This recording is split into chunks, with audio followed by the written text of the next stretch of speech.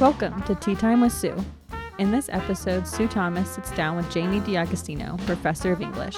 Now in his 16th year at Truman, Jamie is known for his creative writing courses. They also discuss his love for his hometown team, the Chicago Bears. Let's jump into the conversation. Jamie, I am so thrilled you are here joining me for Tea Time. So to get started, can you just tell everybody who you are, what you do here at Truman? Absolutely. And then we'll go from there. Absolutely. I'm Jamie D'Agostino. I teach creative writing. This is my 16th year at Truman. I've been telling my students... You can now drive a car. I can now drive a car. And I told them that this is my fourth time around as a senior. Imagine that senioritis. Oh. And they're stunned by it. And they're stunned. So how is your senioritis? It's pretty good. Although today it's 60 degrees in February. That's the true test for senioritis, when the zephyrs blow through the faculty member's mind. We just can't control it. Well, and we earned this, given what it was last week. And we earned it. We Absolutely. earned it. Have you ever considered calling off classes on account of beauty on a gorgeous day? Could we do that? Is that possible? No, that's the time when we should all be together celebrating the beauty. That's true. Okay, Not that's calling true. it off because there's beauty. That's true. Party on the quad. Yeah, that's when we should all be together doing it. I'll be there. Yeah, good. Okay, I will be there too. So you teach creative writing. I do.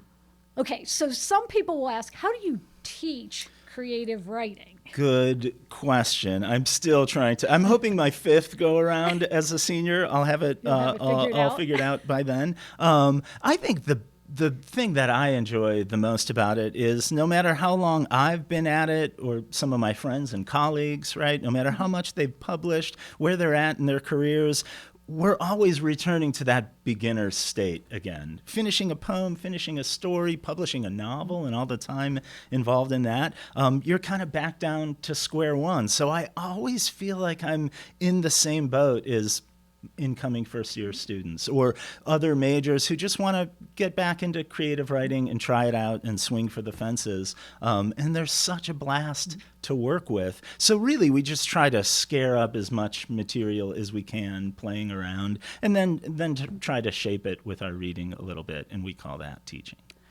Okay, so I tell you I have no creativity at all, so therefore I cannot be a creative writer. What would you say to me?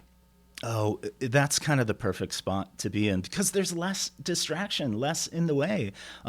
If we think everything that flows out of our pen is just this creative masterpiece and it's this beautiful music, which it may very well be, it's hard to see it in a new way. So feeling like, oh, I don't know. I have students all the time that tell me, like, I don't know how to write poems. This doesn't seem like a poem. But in the history of poetry, the growing edge of that art form is a bunch of people writing stuff saying, I don't know if this is poetry, and a bunch of people reading it saying, it's interesting, but it might not be poetry. And that's where new work comes from. So if you had to describe what creative writing is, what is it? Oh, that's a good question. I think it's a really active form of reading. Otherwise, you're just kind of spilling in a notebook, which I love doing, and that's sort of the one hobby that I do, going around to different sites in the area and sitting with my notebook, which is also kind of work too. But I think the big thing is bringing other writers to that process with you, and that could be a teacher from in class, some advice they've given, students, peers in class, and things that they're trying out in their writing, but then just also all the books that we read, right? The poet Marvin Bell is someone I always talk about in my classes. He said, if you want to be a writer, you just read something and write something, and then read something else and show when you're writing what you've been reading. That's it. Just trying to invite that really rich reading life that so many Truman students have or have had in the past.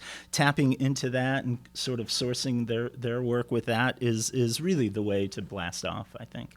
So anybody can be a creative writer. Oh my gosh, anybody could. Okay, so I'm going to use that to pivot because you teach JBA. Yes.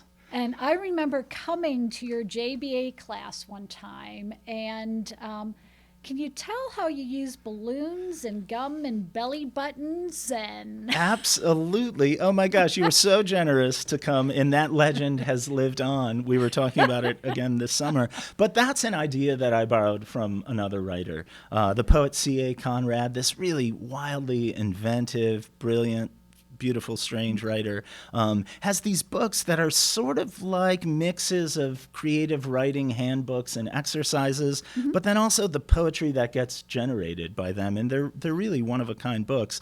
The activity that we did turned out being this kind of, for C.A. Conrad, this meditation on birth and experiencing the world through an umbilical cord. And so the ritual that this writer came up with as a creative prompt was to chew a stick of gum, take a helium-filled balloon with a ribbon, attach the gum to it, put it in your belly button, and lay there on the floor taking notes about it. No matter whether you were wearing a suit or you were a middle school student in a JBA T-shirt or a university president, it created this opportunity to sit and think about those kinds of issues and ideas in a way that's really sort of distracting. And it's kind of designed to short-circuit all those concerns about, I'm not that creative, this isn't really my thing. Right. And it gives you something else to think about while the words are building. So how did you get JBA students, right? Because it's kind of a funky concept, right? But they all did it. They just all jumped into it. And so how do you develop that ability for them to feel really comfortable going ahead and doing that when it was a little bizarre for them when they first heard about it? Good question. The middle school students will do it at the drop of a hat. Truman students, it takes a lot of selling, like, you want us to lay on the floor? Wait a minute, I don't know about this. And so they put up a little more understandable resistance, but middle schoolers thought it was just kind of par for the course. Like, okay, take out the gum, now what? Belly button, sure. Okay, now write a poem. And, I've written 3 in 5 minutes. Right. So they're so willing to go on strange rides. And, with older adult students, there's a little more of a sales job to kind of frame it, what we're doing and maybe why we're doing it. I changed the parameters a little bit and allowed people to just attach the ribbon to a button on their short or just to hold it there or something like that. We had to be a little looser with it. It's a tougher sell with the Bulldogs. I can understand that. Yeah, I think it's smart. Ultimately, it's good to be a little suspicious of someone trying to put gum in your belly button. So you talked about poems. So I know you like to do outdoors kinds of things, right? Including searching for poems. So if you can talk about what that means and then how that ties into your outdoors stuff too. Yeah, I think a lot of it has to do with just jealousy over not being a fisherman. I love the idea of going out, spending time, a lot of time just waiting, trying little strategies to find what you're looking for, floating out there alone a little bit. I'm so jealous of that. I've never caught a fish, but I do the same sort of thing with my notebook. And recently I got on this quest looking for a small town cemetery that I came across. Okay. I just could not remember where it was. And it was really beautiful. It was really old, a small township in the area. And I remember it was on Neptune Road. And I thought, a poem with that title writes itself, right? The Cemetery on Neptune, right? So I just couldn't find it. And I couldn't, at some point, I got confused and thought, well, maybe that was back in Iowa, where I also live. And so I just couldn't find this. And there was one day where I met a visiting high school student, and we were just talking about the writing projects that we were up to, and that was a blast. And I had mentioned driving around looking for the cemetery. So then there was another recruitment event, and that student came back holding out their phone saying, I found it. And I thought, kid, you're hired. Somehow, the kid found the cemetery on Neptune. I had searched all over for it. It's just outside Agency, which is a little south of us, a little past La Plata. The student found it. I went there. I was able to get a poem out of it. Yay. Graveyard on Neptune. So that's one of my favorite things about this environment is that it's collaborative and people are interested in the kooky things that you're doing. Right. So when you go out searching for poems, poems, when you come back, sometimes people ask you, what'd you get? You find anything? And that's a really sweet conversation to have. So you've not caught a fish because you haven't gone fishing, or you haven't caught a fish because you haven't caught a fish? I haven't caught a fish because I haven't caught a fish. I think I talk too much. I think I don't understand the action of it. See, I think you have to be ambivalent about it. So I went one time deep sea fishing, and you could either jig for mackerel or throw your line all the way down to get cod. And so I was with all these people who fish, and I had no idea what I was doing, so I just threw my line down, and guess who kept catching all the cod? Oh, my gosh. So I think you have to just be ambivalent about it. Okay. Maybe it works for poems too, right? Who knows what this is going to be? It could be a shopping list. Could be art. Right. We'll see what it turns into. Exactly right. Okay, good. I'm going to try that. So the next time, just be nonchalant about it, and what happens. I'm familiar with that gear. It horrified everybody else. They were so annoyed because they were all trying. And I was the only one who was catching anything. Yeah, the beginner's luck. That's a little frustrating in creative writing sometimes. The people that come in and let's say they're in their first maybe 5 or 10 stories they've ever written, 5 or 10 poems, they'll just kind of swing for the fences and they make these leaps that, they don't quite get. Like it would take you years to make that kind of leap again. And I'm so jealous of it. And it's such a fun thing to be jealous of and be around for that. So. Yeah, they weren't jealous. They were just annoyed, especially when I wanted to throw them back. And then they explained to me, you don't do that. Of course. Of course you don't throw them back. That's lunch. That's our lunch. That's exactly right. Cod Time with Sue. Cod Time with Sue. I think that's season 2. I think we'll stick with tea time. It's probably best. Yeah, I don't really want a cod sitting there. Okay, so Chicago. Yeah. Our new provost is coming That's from Chicago. right. Eric will be joining us at the end of May. So I have heard rumors about Chicago and Cherry Coke. Oh, that's right. That's right. You have a good staff. I guess my claim to fame is that I drank the first Cherry Coke in Chicago. Once it came back onto the market, I had the very first one. How did that happen?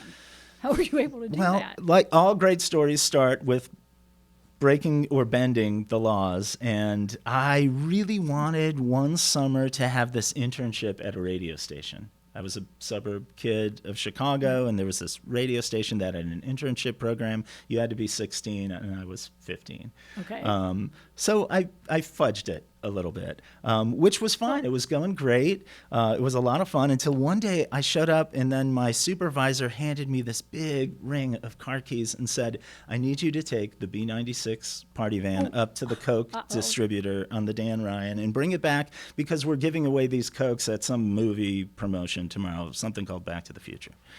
And I was terrified. Something called Back to the Future. Something called Back to the Future. And I didn't have my driver's license because I was 15. But as you know, I was very eager to follow the advice of my supervisors and do a good job. And so I took the keys and I went down to the parking garage. I was in driver's ed. Oh, so I was in driver's ed, so I had seen a car. Exactly. Okay, yeah. So I kind of knew that. It was kind of tough to back this party van out of the basement of this parking garage. But once I hit the city street, it was like 6 o'clock, so it was rush hour. I drove the whole way there going 2 miles an hour. So it was a total snap.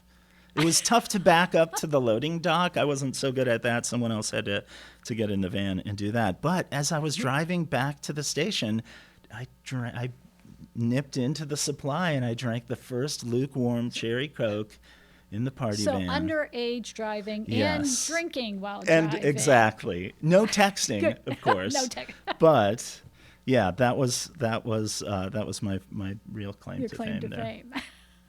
So when did they ever figure out you weren't 16? No. I returned the party van in one piece. And it was all good. Yeah, I made it. Tricked him. Okay, so I will give you this. I'm actually okay with this being your team, right? But you know a ton about the Chicago Bears. So I'm a huge Pittsburgh Steelers fan. That's right. Right? And so I know everybody else is Chiefs fans around here. Of course. Which is fine. They can be Chiefs fans. I would point out that they don't have as many rings as the Steelers have, but I'll let that part go. Who does? But who does? What is it about the Bears? I'm so glad you didn't ask about the Cubs, because that's the one I have to really keep secret around here because of the Cardinals fans. Although when they had their little blip and they won it, it was kind of fun to acknowledge it again. I've just been crazy about them forever. It was just kind of in the water table there. You just absorb it. And I fell in love with Walter Payton was this heroic iconic player of theirs, and that coincided with my childhood. So the prospects of like jumping over sofas and landing on cushions and things like that was just the perfect way to spend those grade school years. But there's a little connection between St. Louis and Chicago. The Chicago Cardinals relocated there before moving on from St. Louis. I'd hope that would buy me a little bit of street cred with my St. Louis football fan students. None at all. No. None. I'm not surprised. But so it's kind of hopeless. So I just sort of keep it to myself a little bit. So do you try to watch them every week constantly. when they play? Yeah, so how constantly. do you do that? I incur all kinds of viruses on my university laptop trying to watch them through ricocheted off of satellites in Kazakhstan. The FBI just took that website down, so that's a little bit of a problem. But there's no length I wouldn't go to, I think. To be able to watch. Yes. So maybe someday, I will not root for your Bears, right? Because I will only root for my Steelers. Yeah. But maybe someday. There's a kinship, those sort of classic legacy old school franchises in the NFL. Cool. There's a cool kinship there. I love how the Steelers have just that logo on one side of their helmet, which is awesome. Did the Bears have cheerleaders? They used to a long time ago. I think they discontinued it just for budgetary reasons. But yeah, I do remember some honey bears at some point. Because I asked, because the Steelers have never had cheerleaders. Is that right? Yeah. See, that's even more street cred. Cold weather towns, right? Of course. Of course. It's easier to be a cheerleader when it's not negative degrees outside. I think so. Yeah. I think so. Yeah. Okay, then I wish you well. Not well enough. Thank you. Not well enough to beat the Steelers, but I wish your team well. That's fair. Okay, you brought up athletics, so I have a question for you. A couple of athletics questions. One. Okay. Our nickname at some point was the Violets. Huh. And maybe that's where it was in connection with the purple, the Violets. What would that look like on a football helmet? Where did you I mean, I love that? Spike and I love the Bulldogs. Rummaging around in old issues of the Index and the student newspaper. I remember when I first came to town, I looked into that, the Violets. Okay, I will track that down and find out But more. we're not going to get rid of the Bulldogs, of course. No, and our purple's a little deeper than violet. Can you do the... Yeah, but I have to look. It's hard. See? It's hard. See, I don't have to actually force mine down. Really? Except if I do it on my left hand. It's harder on my left hand than on my right. But I can pull up my right one pretty quickly. I need some practice with it. Do you think it looks like a bulldog? Sure. Those are its little The front? ears. Yeah, of course it does. Be creative. Yeah, exactly. Use your We can't imagination. make a violet shape with our what a hands, violet right? It's got to be the bulldog. Well, then everybody would think it's a peace sign. That's true. Yeah.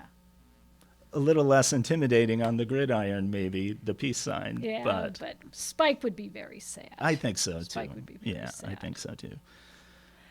Cool. I've never heard that. Yeah, so now I'm isn't going to that start fun? talking to people to find out when that was. Yeah. Because purple and white was the early 1900s, I think. And Spike's over 100 years old. Oh, my gosh. So it has to go back earlier than that. Is there a chance I mistook it? It's not violets, it's lilacs? That would be too good to be true. Oh. Imagine that helmet. Oh, well, we have those on campus, too. Oh, I know. Gorgeous ones. Okay, so I'll talk to Greg Nesbitt about Okay, how yeah, he for feels sure. about violets For sure. or lilacs. All right, so you may know in Tea Time with Sue that generally I'm the one who has to pull the questions out of the teapot. But I love this season because you all get to pull a Excellent. question out of the teapot. So reach in there and grab a good one. This is hilarious.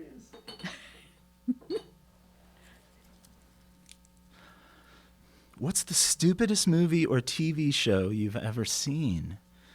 Stupidest? Oh, boy. I'm always ready for the what's your favorite movie? What's the stupidest movie? Or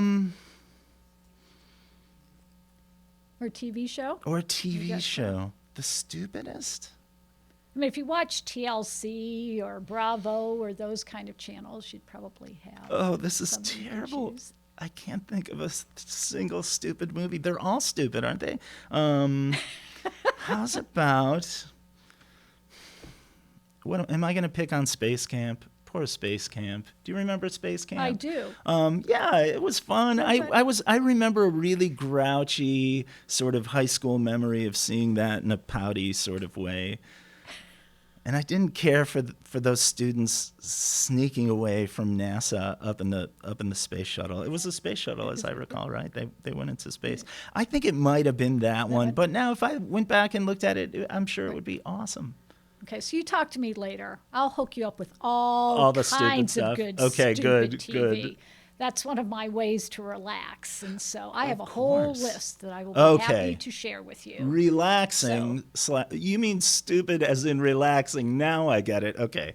So lately I've been watching this thing. It's an AI-generated Seinfeld episode. Really low tech. It sort of looks like a Lego apartment and characters come in and out. I guess they the language data set that the AI looked at was every Seinfeld episode screenplay, and I think all his stand-up, if I remember right. And it's just this really slow-moving, painfully boring, and everything is about a key or a jacket or a date, and it's perfect to fall asleep to. It's so stupid. It's called Nothing Everywhere, I think it's called. Okay. So that's my new favorite stupid TV show. Okay, so I will check that out. Yeah, it'll put you right to sleep. Oh, lovely, lovely, lovely.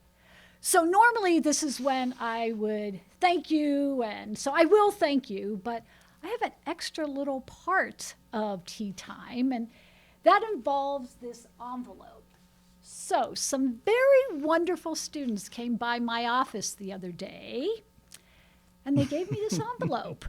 And it says, please open on tea time, and they told me that there's something in here that will fit with tea time. Oh, perfect. And I have to say, it says Go Dogs on the back, which I will always second. Not Victory Violets. Not Victory Violets, Right. Go Dogs. So let's see what we got.